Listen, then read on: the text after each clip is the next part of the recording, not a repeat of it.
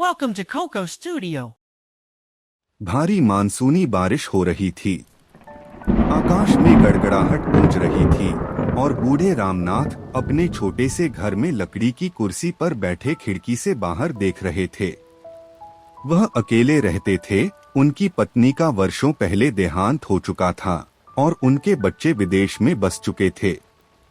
हर रात की तरह यह भी उनके लिए एक और शांत लेकिन उदास रात होने वाली थी। लेकिन तभी दरवाजे पर एक तेज खटखटाने की आवाज आई। रामनाथ चौंके। इतनी रात को, खासकर इस बारिश में, कौन हो सकता है? वह धीरे धीरे अपनी लाठी लेकर दरवाजे तक पहुंचे। दरवाजा खोलते ही ठंडी हवा का झोंका और बारिश की बूंदें अंदर आ गईं। दरवाजे के सामने कोई नहीं था, लेकिन मीन पर एक छोटा सा लकड़ी का डिब्बा रखा था जो मोटे कपड़े में लिपटा हुआ था। रामनाथ ने इधर उधर देखा। बारिश के अलावा कहीं कुछ सुनाई नहीं दे रहा था।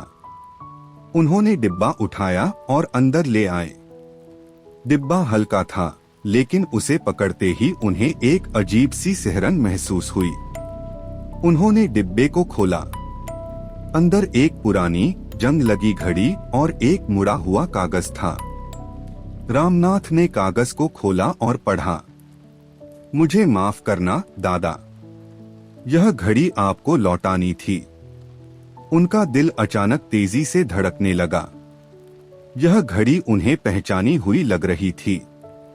यह वही घड़ी थी जो उन्होंने अपने छोटे बेटे को उसके 18वें जन्मदिन पर दी थी। लेकिन वह घड़ी उनके बेटे के साथ ही गुम हो गई थी जब वह एक रात घर छोड़कर चला गया था।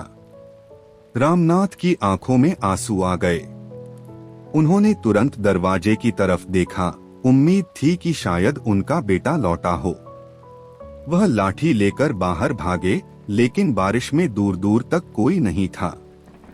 बस घने अंधेरे में उन्हें एक परछाई दिखाई दी जो धीरे धीरे बारिश में घुल रही थी।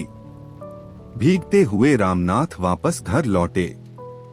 घड़ी उनके हाथ में थी और उनके मन में अनगिनत सवाल। क्या वह उनका बेटा था? क्या वह वापस आने की कोशिश कर रहा था?